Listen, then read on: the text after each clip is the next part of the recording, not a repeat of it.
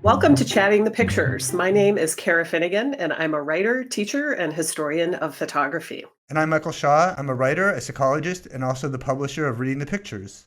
This episode is going to focus entirely on images related to the coronavirus pandemic. And our theme is images that tap into the political in particular ways. Our first segment we call The News, and here we're interested in how news photos tell a story. This photograph was taken by Doug Mills, photojournalist for the New York Times, and what we're seeing is an image from the coronavirus task force. It was a press conference held on March 16th at the White House in the press briefing room. What we're looking at, as we are with any news photograph, is just one moment in time. So there may be a tendency to look at this photograph and see Trump berating the vice president. That's not the case. He's basically just stage managing and asking Pence to answer a question and to step up to the podium. That may be a distinction without a difference in this case. In the New York Times caption on an article that was chronicling the dysfunction in their management of the crisis, in that context read, "The internal culture created by President Trump is haunting his administration's crisis response to the coronavirus."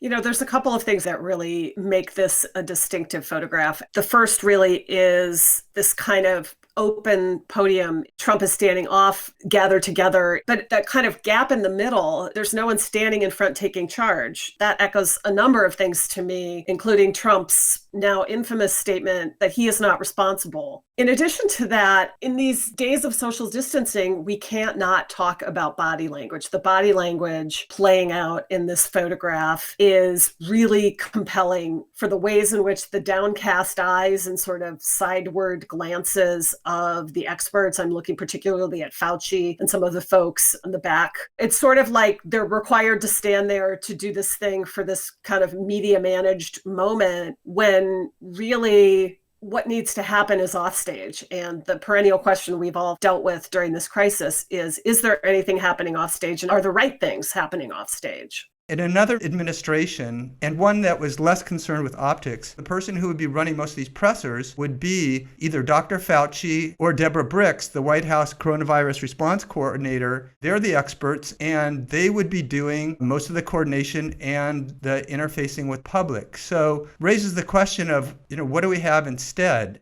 It's interesting to look at those faces and consider that what you've got there, besides what would be like deep concern in any time, is also a kind of sense of abject deference. That also is amplified by Pence's body language, kind of rigid. Here we see Pence looking more like an automaton. Very strange presentation, especially for the moment. Well, and if you look at the glances, if you kind of track where everybody's eyes are going, there's only one person who appears to be in any kind of eye-to-eye relationship with the president. All of those people should either be, as you said, given the spotlight, or turning to look to him for leadership. I'm really struck by the double screens in the back, 15 days to slow the spread. And again, if we have 15 days to slow the spread, who's going to step up here? These pressers are really designed to show a more rainbow face to the administration than is really the case. We can look at this picture also in terms of race and gender, and then also in terms of militarism. We see Seema Verma, who's the administrator for the Centers of Medicare and Medicaid. Then we see Jerome Adams. And then we see Deborah Birx, who's the White House coronavirus response coordinator, as I mentioned before. That is very representative, over-representative. What you also see is a really interesting use of military imagery. You see these blue uniforms that are being worn by commissioned officers in the public health service. There was a press conference on Sunday that had the same participants, but there was actually 5 more people crowded on stage in those military suits, and that included 3 women and 3 African Americans. This is also a very important piece of symbolism for the president. Our next segment we call The Look, and here we're interested in how news photos depict artistry or style. This photograph was taken by Remo Casilli for Reuters. What we're seeing is a waiter receiving payment for a meal before Rome was completely locked down because of the crisis. That lockdown happened on the same day the photograph was taken.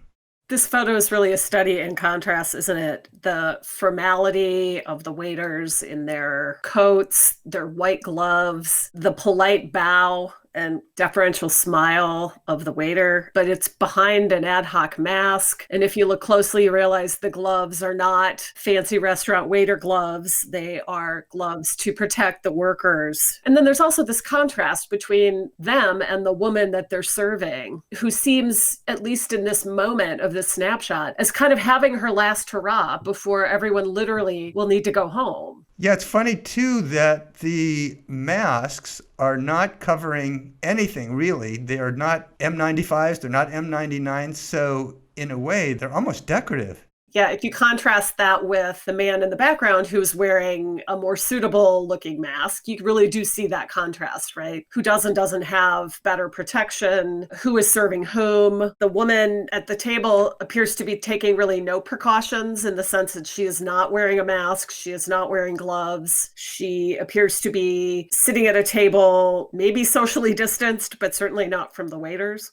Why this photograph is important to me is because it amplifies a really powerful element of the crisis, which has to do with the class differences. This virus makes no distinction between borders, social classes, and in this case, where it feels like these working class waiters are catering to someone who maybe has greater means, the fact that the virus is completely leveling that distinction is certainly not lost on me. But then again, it's also a factor playing forward because, people that do have means are the ones who are going to be able to get access to services and access to supplies more than others.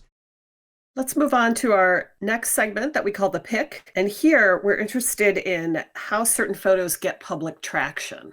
This photograph was taken in Culver City, California by Patrick Fallon for Reuters.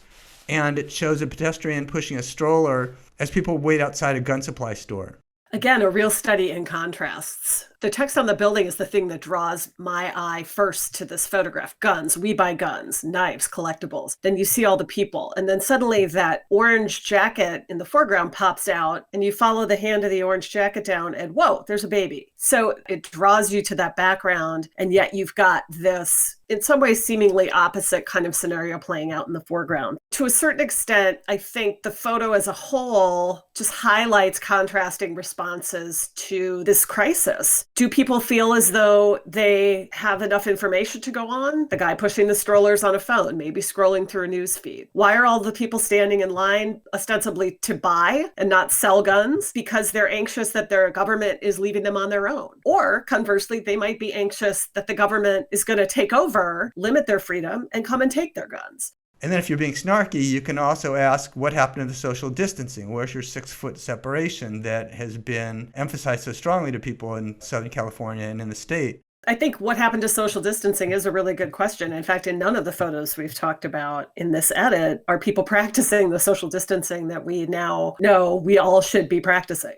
The other thing about this photograph is that this has been very widely published. So it raises the question, is it being published to appeal to our fears as something sensational, or is it representative of something more factual? And when you start to dig a little further, you also find out that people have been buying guns like crazy. You've seen over a 50% increase in gun sales since mid-February, and reports from people that own gun stores, and they're talking about the majority of the uptick not coming from people who are preppers. It's definitely coming from the civilian population with lots of first-time buyers. So what you're seeing is fear. A couple of different people who interviewed who run stores were saying that they're seeing a larger than usual number of Asian American customers. Perhaps that's not surprising in the context where a culture of fear drives racism and xenophobia.